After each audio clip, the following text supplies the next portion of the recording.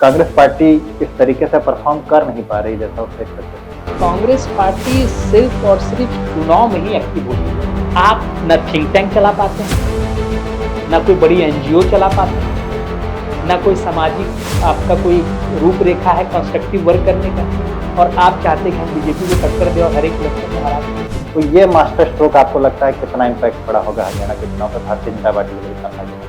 BJP या उसके जो संघ परिवार है वो सिर्फ चुनाव के लिए काम नहीं करते या सिर्फ चुनाव जीतने के लिए काम नहीं करते। आप ये जो जम्मू कश्मीर में इतने बार चुनाव हुआ था, जम्मू कश्मीर के इलेक्शन से दो चीज समझ में आता है। पहला कि इस देश में अब पार्लियामेंट के जो चुनाव है उसके रिजल्ट से आप विधानसभा के चुनाव को कंपेयर करें। आपका दिल्ली चुनाव के बारे में क्या आपकी राय बन रही है कि दिल्ली में क्या इस बार अनुमान आपका हो सकता है? देखिए, केजरीवाल जी एक बहुत पढ़े लिखे व्यक्ति तो हैं ही, IRS ऑफिसर रहे हैं और फ्रीबीज के किंग हैं। इन्होंने ही पूरे देश में एक गलत परंपरा स्टार्ट किया, मुफ्त में सब बांटने का। कि भारतीय जनता पार्टी और RSS का संगठनात्मक तौर पे कैसा रिलेशन है? नरेंद्र मोदी जी पहले संघ में प्रचारक ही तो थे, फिर वही प्रचारक CM बनते। खट्टर जी पहले प्रचारक ही थे, वही फिर CM बनते। तो ऑब्वियस है इनका वो रिलेशन तो बहुत ज्यादा है, मतलब बहुत गहरा संबंध है। कांग्रेस पार्टी कहीं न कहीं देश के युवा से इसलिए भी डिस्कनेक्टेड है कि वो कोई विजन नहीं दे पा रहे, जैसे मोदी जी दे पाते हैं, RSS दे पाते हैं। राजनीति इसलिए कर रहे हैं कि सिर्फ इलेक्शन लड़े और हारे और जीत जाए तो आप बीजेपी से मुकाबला नहीं कर सकते, RSS से मुकाबला नहीं कर सकते। नमस्कार, न्यू दिल्ली डायलॉग के एक नए एपिसोड में आप सबका एक बार फिर से स्वागत है। और आज हम लोग एक बेहद स्पेशल टॉपिक पे चर्चा करने जा रहे हैं। और जो टॉपिक है वो ये है कि रिसेंटली जो चुनाव हुए, चाहे हरियाणा में चुनाव रहा हो, चाहे महाराष्ट्र में चुनाव रहा हो, हम देख रहे हैं कि एक बार फिर से कांग्रेस पार्टी इन चुनाव में बहुत अच्छा प्रदर्शन नहीं कर पा रही है, या यूँ कहें कि पूरा इंडिया अलायंस ही एक बार फिर से भारतीय जनता पार्टी या NDA जो अलायंस है उससे पीछे पड़ता जा रहा है। जबकि इसके पहले हम ये देख रहे थे कि लोकसभा चुनाव के बाद कांग्रेस पार्टी या NDA अलायंस में काफी एक आत्मविश्वास पैदा हुआ था, लेकिन वो आत्मविश्वास पूरी तरीके से फलित नहीं हो रहा है, उसका प्रभाव पूरी तरीके से एक बार फिर से नहीं दिख रहा है। ये दिखाई दे रहा है कि कांग्रेस पार्टी और इंडिया अलायंस एक बार फिर से पीछे जा रही। तो क्या कारण है कि ये सारी परिस्थिति एक बार फिर से पैदा हो रही है और आगे क्या पॉलिटिकल प्रोस्पेक्ट रहेगा, इसी बारे में आज चर्चा करने के लिए डिटेल में हमारे साथ मौजूद हैं हमेशा की तरह संजय सर, जो एडवोकेट हैं और पॉलिटिकल स्पिरिचुअल कमेंटेटर भी हैं। तो संजय सर, जो रिसेंटली इलेक्शन हुए, हमने देखा कि पहले तो हरियाणा में और बाद में महाराष्ट्र में बड़ी एक्सपेक्टेशन थी लोगों की कि भारतीय जनता पार्टी यहाँ से इतने साल से सरकार में है और इस बार तो पक्का ही है। इन दोनों स्टेट में तो मान के चला जा रहा था कि ये जीत ही जाएगी, कांग्रेस पार्टी या इंडिया अलायंस जीत रही, कोई रोक नहीं सकता उन्हें। इसके बावजूद वो चुनाव हार गए। तो क्या ऐसी कमियां ये आपको दिखाई पड़ रही हैं जब आप इन परिस्थितियों को देखते हैं, वॉच करते हैं, कि कांग्रेस पार्टी इस तरीके से परफॉर्म कर नहीं पा रही जैसा उससे एक्सपेक्टेशन था? तो देखिए, जब हम बात करते हैं तो हरियाणा में कांग्रेस पार्टी का ओवर रिलायंस ऑन हुडा, जो हुडा फैमिली पे इन्होंने बहुत ज़्यादा जो विश्वास कर लिया और एक कम्युनिटी का वोट, जाट वोट पे आपने पूरा दाव लगा दिया, पूरा का पूरा। तो ऑब्वियस है बीजेपी को इससे लाभ हुआ कि सारे के सारे नॉन जाट वोट जो हैं वो तो मोबिलाइज हुए ही और पोलराइज हुए ही, और कुछ जाट कम्युनिटी के लोगों ने भी बीजेपी को वोट दिया। तो ओवर रिलायंस ऑन हुडा और जाट वोट, ये कांग्रेस का नुकसान हुआ। दूसरा, कुमारी सैलजा को साइडलाइन करना, क्योंकि बहुत बड़ी लीडर मानी जाती हैं शेड्यूल कास्ट की, उनको पूछना नहीं, और खासकर जो हुडा फैमिली है वो भी, उनको जो सम्मान मिलना चाहिए था वो नहीं देना, तो वो भी एक नुकसान किया। तो हरियाणा में तो ये एक बहुत बड़ी समस्या रही, ओवर रिलायंस जो है जाट वोट पे। महाराष्ट्र में भी कांग्रेस पार्टी का और उनके जितने भी अलायंस है सबका परफॉर्मेंस खराब रहा, और कहीं ना कहीं महाराष्ट्र के चुनाव में जो शरद पवार जी का लीडरशिप हो, चाहे वो एकनाथ शिंदे का लीडरशिप हो, उसको कहीं ना कहीं बहुत मजबूती से प्रस्तुत किया गया चुनाव में, और ये लोग उभर के आए कि ये लोग निर्विवादित लीडर हैं शिवसेना के और एक NCP के। तो कांग्रेस पार्टी जो कि 44 शायद सीट थी पिछली बार विधानसभा में, वो सीट्स और बहुत कम हो गई। तो आप देखेंगे तो इसका एक जो सबसे बड़ा जो रीजन जो हमको जो समझ में जो आता है वो ये है कि कांग्रेस पार्टी सिर्फ और सिर्फ चुनाव में ही एक्टिव होती है। अच्छा। चुनाव के पहले जो काम होना चाहिए वो कांग्रेस पार्टी कहीं ना कहीं नहीं कर पा रही है, और खासकर कांग्रेस पार्टी अभी भी ये नहीं समझ पा रही कि हमारे जो प्रतिद्वंदी है, जो हमारे जो अपोजिट साइड में जो बीजेपी है, उसका बेसिकली वर्किंग कल्चर क्या है, वो किस स्ट्रक्चर से पार्टी में काम करती है। अब जैसे आप बीजेपी के बारे में देखेंगे तो आरएसएस का एक पॉलिटिकल विंग है, और आरएसएस के एफिलिएटेड जो नॉन ऑर्गेनाइजेशन है वो 44 है जो फेमस है एफिलिएटेड, और छोटे बड़े ऑर्गेनाइजेशन 130 से ज्यादा है आरएसएस। वहीं आप जब आप कांग्रेस पार्टी में जाएं तो कांग्रेस पार्टी के जो फ्रंटल ऑर्गेनाइजेशन है, एनएसयूआई, यूथ कांग्रेस, महिला कांग्रेस, सेवा दल को छोड़ दीजिए तो बाकी कोई ऑर्गेनाइजेशन नहीं है जो कि उनको जो एक कंस्ट्रक्टिव वर्क होता है। जैसे आप देखेंगे कि आरएसएस में शाखा लगाने का काम तो होता ही है, दूसरा इनके विश्व हिंदू परिषद है, अधिवक्ता परिषद है, अखिल भारतीय विद्यार्थी परिषद है, भारतीय मजदूर संघ है, वनवासी कल्याण कार्यक्रम है, सेवा भारती है, संस्कृत भारती है, भारतीय शिक्षक संघ है। ऐसे करके 44 संगठन है जो चुनाव से उनको कोई मतलब नहीं है, वो अपना कंस्ट्रक्टिव काम करते रहते हैं पूरे देश में। ये वनवासी कल्याण आश्रम का ही देन है कि इनके नॉर्थ ईस्ट में इतना ज्यादा काम हुआ कि नॉर्थ ईस्ट में, जो कि नॉर्थ ईस्ट के लोग अगर आज से 15-20 साल पहले बोलेंगे तो उनकी सबसे अगर कोई किसी पार्टी को डिसलाइक करते हैं तो वो बीजेपी को करते हैं, क्योंकि वो हिंदुत्व का एजेंडा लेके वहां जाती है। उनको कहीं ना कहीं लगता है कि इससे हमारा जो इंडिजीनियस जो कल्चर है और जो हमारा जो अपना जो एक संस्कृति है या जो उनका ट्राइबल जो आइडेंटिटी है उसको नुकसान पहुंचता है। तो कहीं ना कहीं आप देखेंगे कि इनका जो कंस्ट्रक्टिव वर्क है वो कहीं ना कहीं कांग्रेस पार्टी ये समझ नहीं पा रही है कि सिर्फ हम चुनाव में जनता के पास जाएंगे और सिर्फ चुनावी मुद्दा को लेके जाएंगे कि सेंसेक्स होना चाहिए, जितनी जनसंख्या उतना हक होना चाहिए। तो ये मुद्दा ठीक है कि इंपॉर्टेंट चीज है, लेकिन आपका चुनाव के पहले और जब चुनाव नहीं होता उस समय किसी तरह का कोई कंस्ट्रक्टिव वर्क ना होना, आरएसएस के जो कई एफिलिएटेड ऑर्गेनाइजेशन है उनका जैसा होता है, तब तक कांग्रेस हमको लगता है बीजेपी को कम्पीट नहीं कर पाएगी, ये उभर नहीं पाएगी, और ये बेसिक चीज को आइडेंटिफाई नहीं कर पा रही। कर नहीं पाएगा। संजय सर, इसी बात को मैं थोड़ा अब पर्टिकुलर पर्सपेक्टिव में चलता हूं। हम पहले हरियाणा चुनाव के बारे में थोड़ा सा बात करना चाहते हैं कि जिस तरीके के अनप्रेसिडेंटेड रिजल्ट है, बहुत सारे जो एक्सपर्ट हैं, पॉलिटिकल पंडित हैं, वो कह रहे हैं कि भाई हरियाणा के चुनाव में जो भी कुछ हुआ उसके बारे में लोगों के पास एक घिसा पिटा जवाब है। लोग कहते हैं कि भाई भारतीय जनता पार्टी क्यों जीत गई, तो वो लोगों ने कहा भैया जाटों के खिलाफ जो नॉन जाट थे वो सब इकट्ठा हो गए और भारतीय जनता पार्टी जीत गई। कोई हरियाणा के लोग नहीं चाहते थे कि भाई जाटों की एक तरीके से तानाशाही हो हरियाणा में, इसलिए वो हार गए। लेकिन बहुत सारे लोग कहते हैं कि तो बहुत घिसा पिटा सा जवाब है।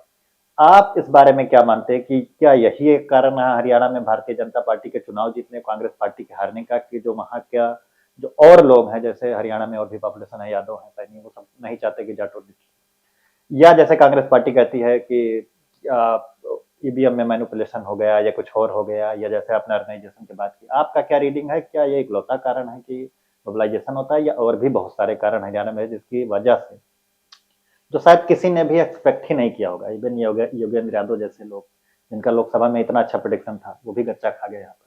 तो आपका क्या रीडिंग है हरियाणा चुनाव में? देखिए, नॉन जाट का मोबिलाइजेशन एक बड़ी मुद्दा तो है हरियाणा, उसका तो बीजेपी को फायदा मिलता है और मिल रहा है। लेकिन देखिए, एक मुद्दा तो है ये नॉन जाट का, लेकिन इसको आप ऐसे समझिए,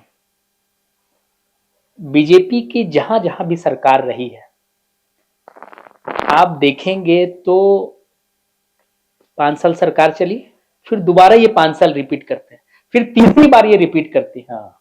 आप इन बीते 15-20 सालों में देखिए, कहीं कांग्रेस की सरकार रिपीट हुई? छत्तीसगढ़ जाइए, जहां कांग्रेस सिंगल पार्टी के रूप में गवर्नमेंट बनाती, छत्तीसगढ़ में कितना नाम था उनके सीएम का, बघेल साहब का, बिल्कुल ये रिपीट नहीं कर पाई।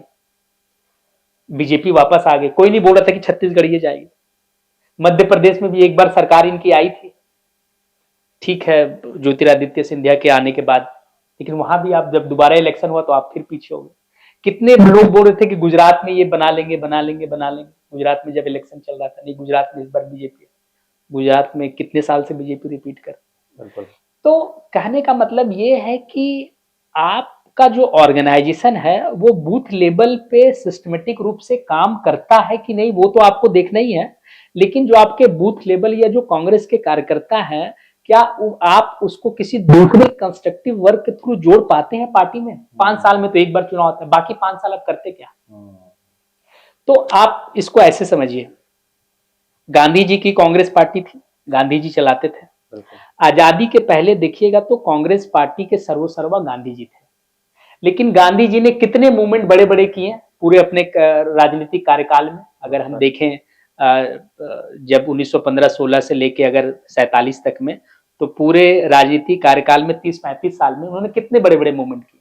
3। Swadeshi, non corporation movement, civil disobedience, और उसके बाद क्विट इंडिया मूवमेंट, भारत छोड़ो आंदोलन। बाकी टाइम वो क्या करते थे? तो बाकी टाइम गांधी जी का भी बहुत सारा कंस्ट्रक्टिव वर्क चलता था कि भाई अनटचेबिलिटी को हटाना है, छुआछूत हटाना है, तो ये सामाजिक सुधार का काम करते थे। खादी को बढ़ाना है, लघु एवं कुटीर उद्योग को बढ़ाना है, स्मॉल स्केल इंडस्ट्री के लिए, इसके लिए काम करते थे। सत्याग्रह का प्रयोग करना है समाज के सोशल इश्यूज को लेके, तो इसके लिए लोगों को ट्रेंड करते थे कि आप कैसे नॉन वायलेंट मीन से, सत्याग्रह से आप कोई भी सामाजिक मुद्दा को उठा के सरकार के खिलाफ खड़ा होके उसको जीत सकते हैं। तो इतने कंस्ट्रक्टिव वर्क महात्मा गांधी जी करते थे। मूवमेंट तो उन्होंने 3 ही बड़े बड़े किए। तो कांग्रेस पार्टी को कम से कम महात्मा गांधी से तो सीखना चाहिए कि आप कुछ कंस्ट्रक्टिव वर्क तो कीजिए। जैसे आरएसएस का वनवासी कल्याण आश्रम चलता है, इनका भारतीय शिक्षक संघ है, सेवा भारती है, एनजीओस, बड़े बड़े एनजीओस है जो आरएसएस के जो विचारधारा को फॉलो करते हैं, जिसमें एक विकास भारती का बड़ा नाम आता है। बड़े बड़े एनजीओस ये लोग चलाते हैं, लोगों को मदद करते हैं, लोगों को हेल्प करते हैं, सामाजिक कार्य से जुड़े रहते हैं। आप देखिए थिंक टैंक, कांग्रेस का कोई थिंक टैंक आपको समझ में आता है कि कांग्रेस कोई थिंक टैंक चलाती है? ये वीआईएफ चलाती है, विवेकानंद केंद्र के थ्रू, वीआईएफ, विवेकानंद इंटरनेशनल फाउंडेशन। तो आप न थिंक टैंक चला पाते हैं, ना कोई बड़ी एनजीओ चला पाते हैं, ना कोई सामाजिक आपका कोई रूपरेखा है कंस्ट्रक्टिव वर्क करने का, और आप चाहते कि हम बीजेपी को टक्कर दे और हर एक इलेक्शन में हरा दें। आपको एक बूस्टअप मिला, आप कांग्रेस पार्टी की 99 सीट्स मिली, उससे बहुत बड़ा बूस्टअप है, लेकिन सिर्फ आप राजनीति इसलिए कर रहे हैं कि सिर्फ इलेक्शन लड़े और हारे और जीत जाए, तो आप बीजेपी से मुकाबला नहीं कर सकते हैं, आरएसएस से मुकाबला नहीं कर सकते हैं। आपको ये सीखना होगा कि आरएसएस के जो 44 एफिलिएटेड ऑर्गेनाइजेशन है और जो उसके छोटे बड़े जो संगठन है वो काम क्या करते हैं। अभी आप देखिए संघ के ही प्रकल्प के रूप में एक संकल्प भी यहाँ चलता था, जिसमें गरीब बच्चे जो यूपीएससी एस्पिरेंट रहते थे उनके हॉस्टल में रहते थे। संकल्प का एक बहुत फेमस कुछ दिन तक रहा कि वो इंटरव्यू का प्रिपरेशन बहुत अच्छा कराती थी, लोग इंटरव्यू के लिए बच्चे अप्लाई करते थे। तो आप देखिए कि ग्राउंड लेवल से इनका काम कितना जबरदस्त और अच्छी तरीके से चलती है, और आम आदमी और एक जो आम बच्चा है, गरीब बच्चा है, उसको भी बेनिफिट मिलता है इनके अलग अलग प्रकल्प में जुड़ के ऑर्गेनाइजेशन में। तो ये कंस्ट्रक्टिव वर्क है, और ये आज न कल कांग्रेस पार्टी को समझना होगा कि जिस पार्टी से हम कॉम्पीट कर रहे हैं, इस तरीके का कंस्ट्रक्टिव वर्क आपको करना होगा। आप सिर्फ इंडियन पब्लिक को सिर्फ चुनाव के टाइम में कोई बड़ा मुद्दा लेके आइएगा कि भाई आप जो है सो हमको जीत दिला दीजिए, ये मुद्दा है, ये मुद्दा है, तो उससे नहीं होने वाला है। उससे नहीं होगा। संजय सर, आपकी बातें सुन करके ऐसा लगता है कि भारतीय जनता पार्टी में एक बहुत बड़ा गुण है कि उनके जो अनुसांगिक संगठन है वो शायद समाज के हर तबके को, चाहे वो आर्थिक तबका हो चाहे सामाजिक तबका हो, वो उनको इंटायर ईयर या फिर पूरे साल हर समय किसी ना किसी रूप में एंगेज करके अपने साथ रख पाते हैं। क्योंकि कांग्रेस पार्टी शायद उनको हर तबके को एंगेज करके नहीं रख पाती, वो पॉलिटिक्स के टाइम में अपीयर होती। ये शायद हरियाणा ही नहीं, हर तरफ उनके इलेक्शन हारने का एक बहुत जनरल कारण। दूसरा, हम हरियाणा में भारतीय जनता पार्टी की राजनीति पर थोड़ा सा बात करें तो भारतीय जनता पार्टी में कुछ एक कमाल के गुण हैं। जैसे उनको लगा कि वो हरियाणा में चुनाव हार जाएंगे, या उनकी स्थिति बहुत ठीक नहीं है, तो उन लोगों ने एक तो काम किया तो अच्छी बात है। दूसरा एक बहुत बड़ा मास्टर स्ट्रोक माना जाता है कि मनोहर लाल खट्टर, जो इतने उन लोगों ने प्रशंसा करके संघ के आदमी हैं, उनको मुख्यमंत्री बनाया, उनको लगा कुछ गड़बड़ हो रहा है, उन्होंने हटा के नायब सिंह सैनी को बना दिया। तो ये मास्टर स्ट्रोक आपको लगता है कितना इम्पैक्ट पड़ा होगा हरियाणा के चुनाव पे, भारतीय जनता पार्टी के लिए कितना फायदेमंद है? ये बात तो जरूर है कि खट्टर जी के नाम के ऊपर रोष तो पब्लिक में था, और ये एक बहुत अच्छा डिसीजन रहा कि इन्होंने सैनी जी को सीएम का उम्मीदवार भी बनाया, मतलब उनको हटा के उनको बिठा दिया, और चुनाव के समय फिर वैसा कोई डिक्लेयर तो नहीं किया कि हम इन्हीं के नेतृत्व में लड़ रहे हैं, लेकिन चुनाव उन्होंने लड़ा।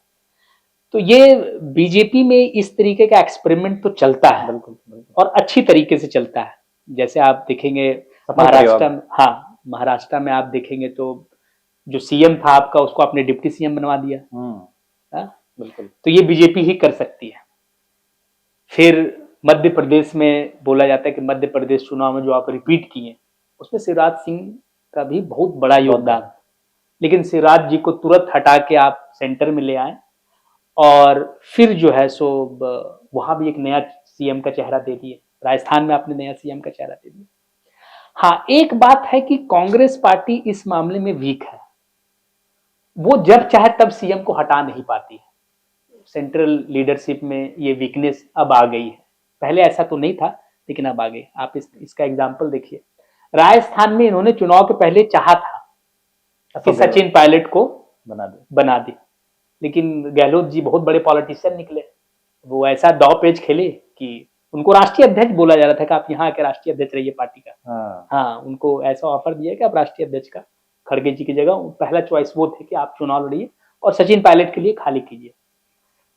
तो कांग्रेस पार्टी चूंकि सेंट्रल लीडरशिप कमजोर है, तो अब इस तरीके का डिसीजन वो नहीं ले पाती है। लेकिन एक समय जब सेंट्रल लीडरशिप जब मजबूत थी, तो आप देखेंगे कि महाराष्ट्र में 5 साल में 3-3 सीएम ये लोग बदलते थे। एक समय आप सुने होंगे कि कभी विलासराव देशमुख जी सीएम थे, फिर अशोक चौहान थे, फिर पृथ्वीराज चौहान थे, ऐसे ऐसे कई सीएम उन्होंने बदले। तो ये बात हम मानते हैं कि कांग्रेस की जो सेंट्रल लीडरशिप है वो उतनी मजबूत नहीं रही कि वो खुल के देखे कि अगर ये सीएम अच्छा नहीं है तो उसको अपने बलबूते पे हटा दे। हाँ, एक तरीके से हम ये ऑब्जर्व कर सकते हैं संजय सर कि शायद जो कांग्रेस पार्टी है उसका भारतीय जनता पार्टी और कांग्रेस पार्टी में एक फर्क ये दिखाई पड़ता है, शायद आपका भी ऑब्जर्वेशन है बहुत क्लियर, कि भारतीय जनता पार्टी में तो राज्यों में उन्होंने किसी को इतना मजबूत नहीं होने दिया है कि सेंट्रल लीडरशिप का उनको कमांड ही ना हो। उन्हें लगता है कोई ज्यादा मजबूत हो रहा है, शिवराज सिंह चौहान ज्यादा मजबूत 3 साल से, तो उनको तुरंत हटा दें। जबकि कांग्रेस पार्टी में ऐसा हो चुका है कि एक एक फैमिली एक एक स्टेट में बैठ गया है। वहाँ हुड्डा फैमिली हरियाणा में बैठ गई है, यहाँ ये बैठ गए हैं, अशोक गहलोत बैठ गए थे, और ये लोग फिर ऊपर सेंटर का भी कोई बात नहीं सुनते, और फिर वो इतने कमजोर हैं कि शायद उन पर अपनी मर्जी भी नहीं चला पाते। ये उनको बहुत नुकसान करती है फिर आगे जाके, क्योंकि कोई नया लीडरशिप नहीं उभर के आता है। हम संजय सर इसी में फिर आगे महाराष्ट्र के चुनाव पर थोड़ा चलते हैं, और हम देखते हैं कि यहाँ पर तो हरियाणा में तो एक तरीके से कांग्रेस ही अकेले लड़ रही थी, जो कुछ छोटी बड़ी पार्टियां थी बहुत बड़ी, लेकिन महाराष्ट्र का चुनाव इस मामले में अलग था कि वहाँ इंडिया अलायंस में कई सारे जो उनके घटक दल थे मजबूत थे। एक समय एनसीपी थी उधर शरद पवार वाली, दूसरी तरफ इधर शिवसेना में जो ये उद्धव ठाकरे वाली शिवसेना थी, लेकिन ये सब मिलकर भी महाराष्ट्र में इतना अच्छा परफॉर्मेंस नहीं दे पाए कि हरा दें भारतीय जनता पार्टी को। इसका बहुत बड़ा क्रेडिट उनकी एक योजना को जाता है, जो उन्होंने लास्ट में पैसे भेजे, ऐसा कहा जाता है। आपका क्या रीडिंग है महाराष्ट्र चुनाव की? देखिए, योजना तो था ही, वो जो लाडली बहन योजना, लाडला बहन योजना, तो वो योजना तो था, उसका एक बहुत इम्पैक्ट तो था। और बीजेपी हरियाणा चुनाव से बहुत उत्साहित भी थी कि वो पूरा का पूरा एग्जिट पोल, पूरा मीडिया ने बोला कि नहीं बीजेपी हार रही है, वो भी बुरी तरीके से हार रही है, और वो जीत गई, तो उसका एक बूस्टअप मिला। अलायंस का इनका समन्वय अच्छा था, उसका एक पूरा का पूरा फायदा मिला। और जैसा कि आपने काफी मीडिया में, अखबारों में देखा होगा कि आरएसएस ने और उनके सारे प्रकल्प ने खुल के चुनाव में काम किया, और उन्होंने बोला कि हम पूरी तरीके से सपोर्ट करते हैं। तो वो जो जेपी नड्डा का जो एक बयान था कि भाई हम आरएसएस की मदद की जरूरत नहीं है, वो कहीं ना कहीं इस चीज को ये सॉर्ट आउट हुआ, और उसके बाद फिर खुल के लगी। तो हम यही बताना चाहते हैं कि बीजेपी या उसके जो संघ परिवार है, वो सिर्फ चुनाव के लिए काम नहीं करती है, या सिर्फ चुनाव जीतने के लिए काम नहीं करती है। इनका एक सोशल वर्क बहुत प्रायोरिटी में दिया जाता है, एक आइडियोलॉजी तो है, उसके लिए तो काम करते ही है, लेकिन इनके इनके बहुत छोटे बड़े प्रकल्प है जो समाज का जो अंतिम व्यक्ति है, जो अंतिम पायदान में जो व्यक्ति खड़ा है, वो व्यक्ति के जीवन में कैसे सुधार हो। ठीक है, उसमें हिंदुत्व की आइडियोलॉजी हो, वो भी उनकी मंशा है, इसमें कोई दो मत नहीं है, लेकिन उसका जीवन कैसे सुधरे, उसका जीवन कैसे सही हो, उस पे भी ये लोग ध्यान देते हैं और उस हिसाब से चुनाव ना भी हो तो काम करते हैं। तो एक लाडली बहन का बड़ा इम्पैक्ट रहा, इस वजह से भी महाराष्ट्र में तो बहुत बड़ा क्रेडिट उसको दिया जाता है। एक तीसरे स्टेट की तरफ हम लोग संजय सर करते हैं, जिसके बारे में हम बात करना चाहेंगे, वो है जम्मू कश्मीर में भी चुनाव हुआ, झारखंड में भी चुनाव हुआ था, हम झारखंड पे आएंगे, लेकिन पहले हम जम्मू कश्मीर के बारे में थोड़ा डिस्कस करते हैं कि जम्मू कश्मीर में ऐसा हुआ कि भारतीय जनता पार्टी ने 370 हटाया, उसके बाद पहली बार चुनाव हुआ, बड़ा एक हिस्टोरिक इलेक्शन माना जाता है। और उसके बारे में कहा जाता था कि भारतीय जनता पार्टी ने 370 हटा तो कश्मीरियों में बड़ा गुस्सा था, जो बैली के लोग थे, जम्मू की बात नहीं कर रहे, उनमें बड़ा गुस्सा था कि भाई हमारा एक स्पेशल स्टेट छीन लिया। लेकिन बाद में भारतीय जनता पार्टी की जो सरकार है केंद्र की, इसने इतना काम किया वहां पर कि वहां कश्मीर को लोग काफी खुश हुए। तो फिर ये उम्मीद थी शायद भारतीय जनता पार्टी इस बार बैली में भी हो सकता है अच्छा परफॉर्म करे, शायद बीजेपी में भी कॉन्फिडेंस रहा होगा, लेकिन ऐसा बैली के लोगों ने शायद उन्हें भारतीय जनता पार्टी को एक बार फिर से वोट नहीं दिया, उन्होंने अब्दुल्ला फैमिली कोड दिया, वो इलेक्शन जीते। आप ये जो जम्मू कश्मीर में इतने बाद चुनाव हुआ 370 हटने के बाद, इसको किस तरीके से? देखिए, जम्मू कश्मीर में ऑब्वियस है कि बीजेपी का कभी भी परफॉर्मेंस वैली में तो अच्छा रहा नहीं, जम्मू में तो ठीक रहा। कांग्रेस और अच्छा कर सकती थी, वो नहीं कर पाई। और जम्मू कश्मीर के इलेक्शन से दो चीज समझ में आता है। पहला कि इस देश में अब पार्लियामेंट के जो चुनाव है उसके रिजल्ट से आप विधानसभा के चुनाव को कंपेयर नहीं कर सकते। अच्छा। या पार्लियामेंट में आपने बहुत अच्छा किया तो विधानसभा में भी अच्छा करेगा, इसकी कोई गारंटी नहीं। जम्मू कश्मीर में आप देखेंगे तो उमर अब्दुल्ला खुद ही हार गए पार्लियामेंट इलेक्शन।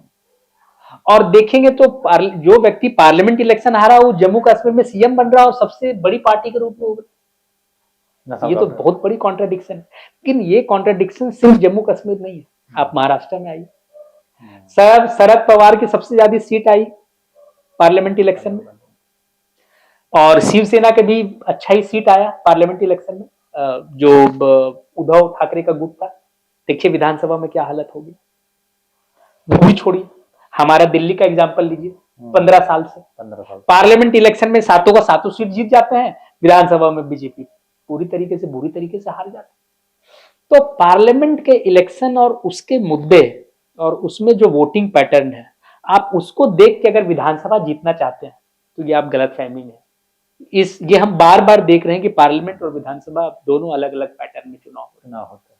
तो जम्मू कश्मीर को देखें, महाराष्ट्र को देखें, और इवन आप झारखंड को भी देखें, तो पार्लियामेंट में बीजेपी की बहुत अच्छी बढ़त हुई, लेकिन विधानसभा में बहुत खराब स्थिति है। हम झारखंड पे ही आते हैं, जम्मू कश्मीर की बात करने के बाद संजय सर, हम देखते हैं कि वहां पे जेएमएम ने काम किया, झारखंड मुक्ति मोर्चा ने, कि वो चुनाव जो है 1 साल 5 साल उन्हें सरकार चलाई कांग्रेस साथ मिलकर, उन पर बड़ा आरोप लगता है कि बड़ी करप्ट पार्टी है और बड़ी दिक्कत है, लेकिन इसके बाद भी वो मैनेज कर ले गए 1 साल और चुनाव जीते। तो आपको लगता है, क्या लगता है जेएमएम के पक्ष में क्या ऐसी बात हुई, और भारतीय जनता पार्टी ने क्या गलत किया या क्या उनका साथ अच्छा नहीं कर पाए कि जैसा से वो झारखंड में चुनाव हारे? झारखंड का चुनाव में देखें तो जैसे महाराष्ट्र में लाडली बहन योजना है, वहाँ हेमंत सोरेन जी का मैया सम्मान योजना था। अच्छा। एकदम सिमिलर तरह का, तो कैश ट्रांसफर करना है महिलाओं को, तो वो एक बड़ा इम्पैक्ट था।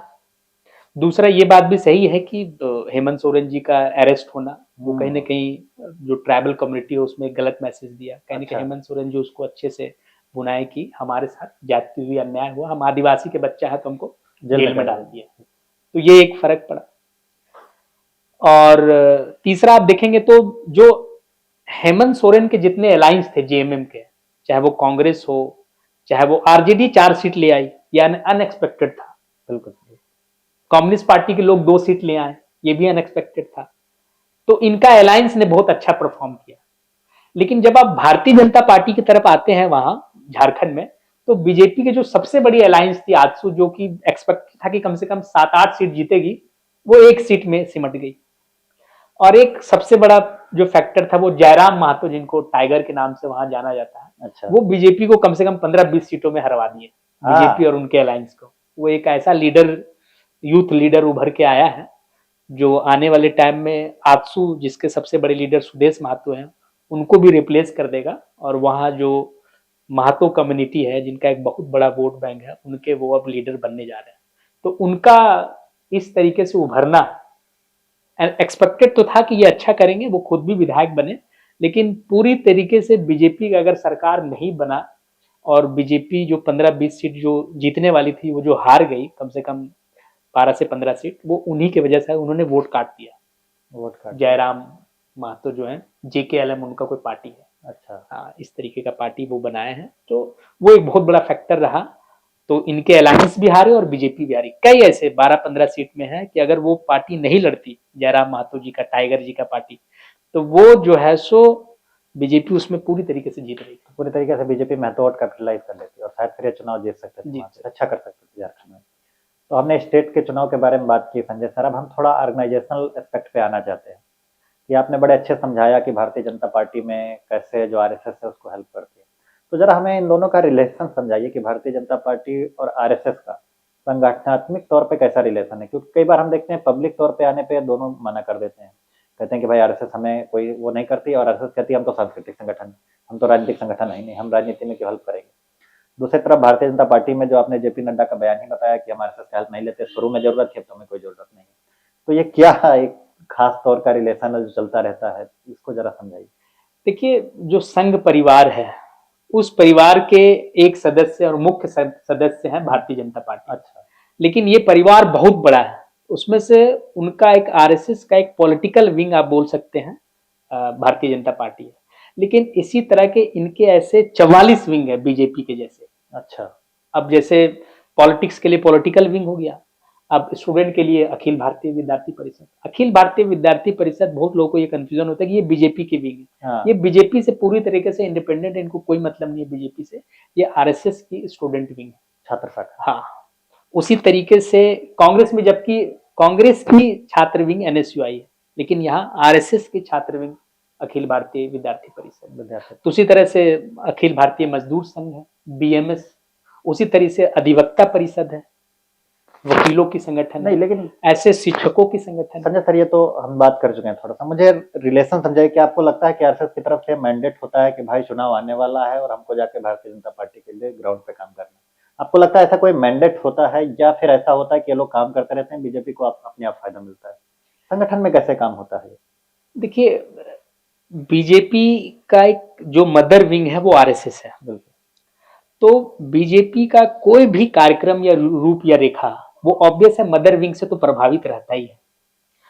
और जो संघ के लोग हैं, जो उनसे जुड़े जो भी प्रकल्प से लोग हैं, और वो एक आइडियोलॉजी के तहत जुड़े रहते हैं। जैसे इस पूरे देश में दो ही पार्टी को कैडर बेस्ड पार्टी बोला जाता है, पहला है बीजेपी, तो कैडर इनको मिलता कहां से है, तो संघ से मिलता है, क्योंकि संघ, नरेंद्र मोदी जी पहले संघ में प्रचारक ही तो थे, फिर वही प्रचारक सीएम बनते हैं। खट्टर जी पहले प्रचारक ही थे, वही फिर सीएम बनते हैं।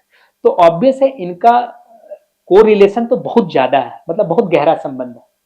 और आरएसएस एक सांस्कृतिक ऑर्गेनाइजेशन तो है ही, लेकिन कहीं ना कहीं आइडियोलॉजिकली ये पूरी तरीके से लीड करती है सारे अपने प्रकल्पों को और विंग को, जिसमें भारतीय जनता पार्टी भी शामिल है। और उस हिसाब से आप देखेंगे तो ये जो आइडियोलॉजिकल जो एक आप इसको ऐसे बोल सकते हैं कि ये जो आइडियोलॉजी है वो भारतीय जनता पार्टी चाह के भी संघ की जो बेसिक आइडियोलॉजी है उससे दूर नहीं जा सकती है।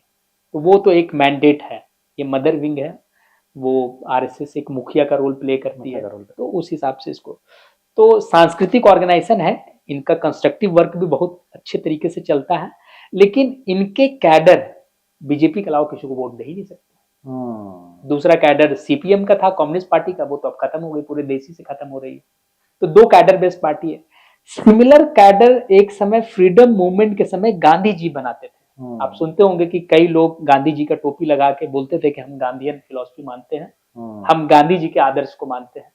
तो इस तरह का कैडर एक समय में फ्रीडम मूवमेंट में गांधी जी तैयार करते थे कि हमारा अगर कोई समर्थक है, अनुयायी है या हमारा कार्यकर्ता है, तो सबसे पहले तो वो नॉन वायलेंट रहेगा, अहिंसक रहेगा।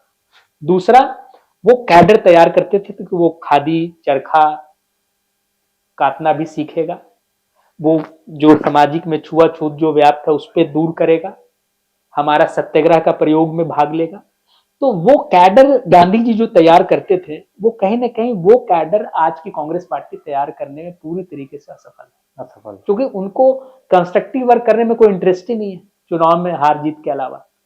तो संजय सर हमें जरा ये समझाइए, आपने बताया कि भारतीय जनता पार्टी में तो कैडर वाली बात हो गई, आप थोड़ा आगे चलिए और ये बताइए कि जो कांग्रेस पार्टी है, क्या वो भी पूरी तरीके से आरएसएस को कॉपी करे, वो भी अपने यहाँ ऐसे बहुत सारे संगठन खड़े करे जो अलग अलग दिशाओं में काम करते हैं? क्योंकि हमें देख रहे हैं कि लोकसभा चुनाव में जो उनका कॉन्फिडेंस बढ़ा था वो एक बार फिर से नीचे गिरा है। या कांग्रेस पार्टी की जो अभी राजनीति हमें दिखाई पड़ती है कि वो कोई मुद्दा पकड़ते हैं और उन्हें लगता है कि हम चाहे कास्ट संसद वाला मुद्दा उठा देंगे या जो अभी हमने अम्बेडकर जी वाला मुद्दा देखे लोकसभा में उठा, या इसी से उनका काम हो जाएगा, तो क्या चेंज करे ऑर्गेनाइजेशन में? इससे तो काम नहीं होगा,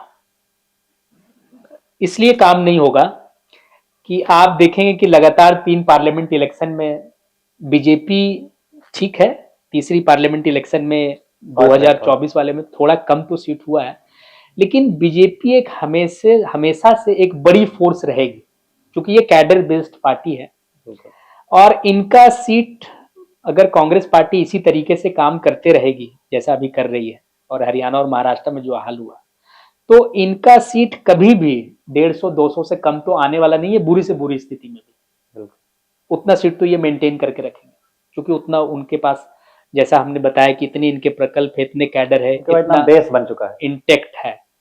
कांग्रेस पार्टी को अगर सिंगल मेजोरिटी के सरकार अपने से सरकार जैसा कभी बीजेपी बनाई और जैसा बीजेपी चला रही है वैसा अगर बनाना है तो इनको जरूर इस पे ध्यान देना होगा कि अगर हम इंडियन फॉरेन पॉलिसी में एक अपना अल्टरनेटिव मोदी जी से अलग देना चाहते हैं, तो क्या आपके पास ऐसा थिंक टैंक है जैसा वीआईएफ है आज, विवेकानंद इंटरनेशनल फाउंडेशन?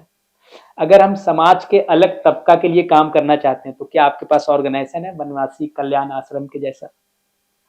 अगर हम मोदी जी का जो एक नेशनलिज्म का जो एक मोदी जी का जो एक नेशनलिस्टिक अप्रोच है और जो इंडियन नेशनलिज्म है या फिर जो हिंदू नेशनलिज्म है, हम इसका कोई अल्टरनेट देना चाहते तो क्या अल्टरनेट है आपके पास? मोदी जी का जो है वो देश के पास उनका एक विजन है। विजन क्या है? तो India will be developed country in 2047, विकसित भारत 2047। बिल्कुल। क्या कांग्रेस पार्टी ने कभी ये पेश कर पाया कि हमारा इंडिया के प्रति क्या विजन है पूरे वर्ल्ड के सामने?